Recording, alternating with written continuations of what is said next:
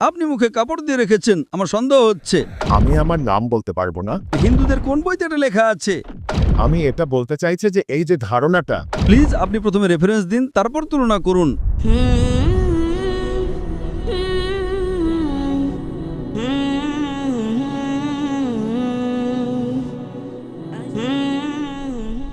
আমি আমার নাম বলতে পারবো না, কিন্তু আপনাকে একটা কথা বলতে চাই। হিন্দু ধর্মে ত্রিকালদর্শী বলে একটা ধারণা আছে এবং বলা হয় কিছু ঋষিমুনি ত্রিকালদর্শী ছিলেন, কিন্তু আসলে এই ধারণাটি প্রথমে আল্লাহ তাআলার জন্য ছিল। ভগবান ঈশ্বর পরমেশ্বরের জন্য ছিল যে একমাত্র আল্লাহই ত্রিকালদর্শী। আপনি মুসলমান না অমুসলিম? অমুসলিম।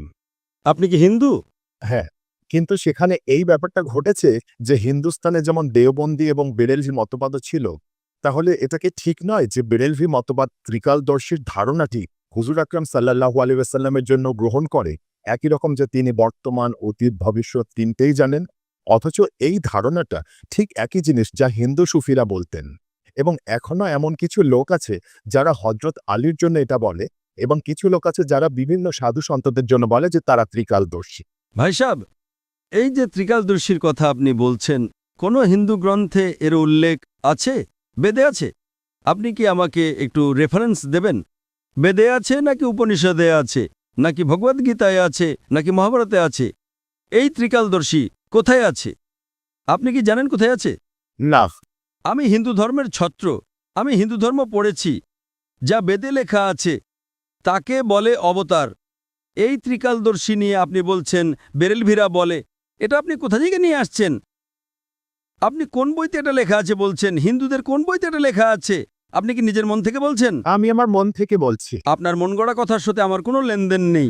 এখানে এই হিন্দু ধর্ম সম্পর্কে আপনি বইয়ের রেফারেন্স দিন। তাহলে হিন্দু ধর্ম বলবেন না, বলুন আমি মন থেকে বলছি। যখন হিন্দু ধর্মের রেফারেন্স দেবেন তখন প্রমাণ চাই। আমি ইসলাম নিয়ে বললে প্রমাণ পেশ করব, কোরআনের রেফারেন্স দেব, এই সূরা এই আয়াত নম্বর। হাদিস পেশ করলে কোন হাদিস থেকে সেটাও বলবো। আপনি আপনার মন থেকে কথা বলছেন। হতে পারে আপনি এমন কোনো হিন্দু বইতে পড়েছেন যার কোনো মূল্য নেই। আমার কথা শুনুন, হিন্দু ধর্মগ্রন্থের মধ্যে সবচেয়ে উঁচু গ্রন্থ হলো বেদ। বেদে কি লেখা আছে? বেদে লেখা নেই। উপনিষদে লেখা আছে? লেখা নেই। কেন হিন্দু বলছেন? আমি এটা বলতে চাইছি যে এই যে ধারণাটা আমরা নিচ্ছি, আমরা নিচ্ছি না, ধারণাটাই জানি না কোত্থেকে আপনি নিচ্ছেন। আমরা বলি না যে মোহাম্মদ সাল্লাল্লাহু বর্তমান, অতীত, ভবিষ্যৎ জানেন। এটা আপনি বলেন, আমি বলি না। মোহাম্মদ সাল্লাল্লাহু আলাইহি ওয়াসাল্লাম পৃথিবীর শ্রেষ্ঠ মানুষ, সর্বশ্রেষ্ঠ। তার কাছে ততটুকু ইলমে গায়েব ছিল যতটুকু আল্লাহ তাআলা বলেছেন। তিনি অনেক অতীত, বর্তমান, ভবিষ্যতের কথা জানতেন, কিন্তু সবটা নয়। আল্লাহ তাকে যতটুকু জানিয়েছেন তার কাছে ঠিক ততটুকু ইলমে গায়েব ছিল। আমি আসলে দুটোর তুলনা করছিলাম যে প্লিজ আপনি প্রথমে রেফারেন্স দিন, তারপর তুলনা করুন। আপনি রেফারেন্স না দিয়ে এমন কথা বলছেন, আপনি শুধু বিভ্রান্ত করছেন। আপনি বুঝলেন তো? মুখে কাপড় বেঁধেছেন, নাম বলছেন না, কোনো সমস্যা নেই। গতকাল এত হিন্দু এসেছিল, গতকাল এত প্রশ্ন করেছে, আপনি মুখে কাপড় দিয়ে রেখেছেন, আমার সন্দেহ হচ্ছে। আপনি রেফারেন্স দিন, আমার কোনো আপত্তি নেই, নইলে অন্য কোনো প্রশ্ন করুন। আমার দ্বিতীয় প্রশ্ন হলো, যেমন নাস্তিক শব্দটি আছে, এখন ইসলামে কাফের শব্দটি আছে, তো এই দুটো শব্দ কি একই? ভাইসাব প্রশ্ন করেছেন যে নাস্তিক এবং কাফিরের অর্থ কি এক? না, এক নয়। নাস্তিক মানে যে খোদা বা ঈশ্বরকে মানে না, সে বলে তার অস্তিত্বই নেই, অ্যাথিস্ট।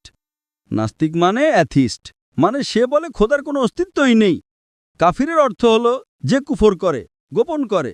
কাফির শব্দটি আরবি শব্দ কুফর থেকে এসেছে, যার অর্থ গোপন করা, এবং ইসলামিক পরিভাষায় কাফির তাকে বলা হয় যে ইসলামের সত্যকে অস্বীকার করে। গোপন করা বা অস্বীকার করাকে কুফর বলে। যদি কেউ আল্লাহ সুবহানাহু ওয়া তাআলা বা আল্লাহর আদেশ নিষেধ না মানে এবং অস্বীকার করে, তাকে আমরা কাফির বলি। তো কাফির নাস্তিক হতেও পারে, নাও পারে। এই দুটো শব্দ আলাদা, কিন্তু নাস্তিক মানে যে খোদাকে মানে না। কাফির খোদাকে মানতে পারে, কিন্তু ভুল খোদাকেও মানতে পারে। ইংরেজিতে আপনি যাকে কাফির বলছেন তাকে অ্যাথিস্ট বলে, নাস্তিককে ইংরেজিতে অ্যাথিস্ট বলে। কাফিরকে বলা হয় ওয়ান হু রিজেক্টস। দুটোর মধ্যে পার্থক্য আছে। হতে পারে কখনো নাস্তিক আর কাফির এক হয়ে যায়, নাস্তিক কাফির হতে পারে, কাফির নাস্তিক হতে পারে। দুটোর অর্থ আলাদা। নাস্তিক মানে যে খোদার অস্তিত্বে বিশ্বাস করে না, কাফির হলো যে অস্বীকার করে। হতে পারে একজন মানুষ খোদাকে মানে কিন্তু সঠিক খোদাকে মানে না, সেও কাফির হতে পারে। তাই কাফির মানেই যে নাস্তিক হতে হবে এমন জরুরি নয়। হতেও পারে নাও পারে। আশা করি উত্তরটা পেয়েছেন।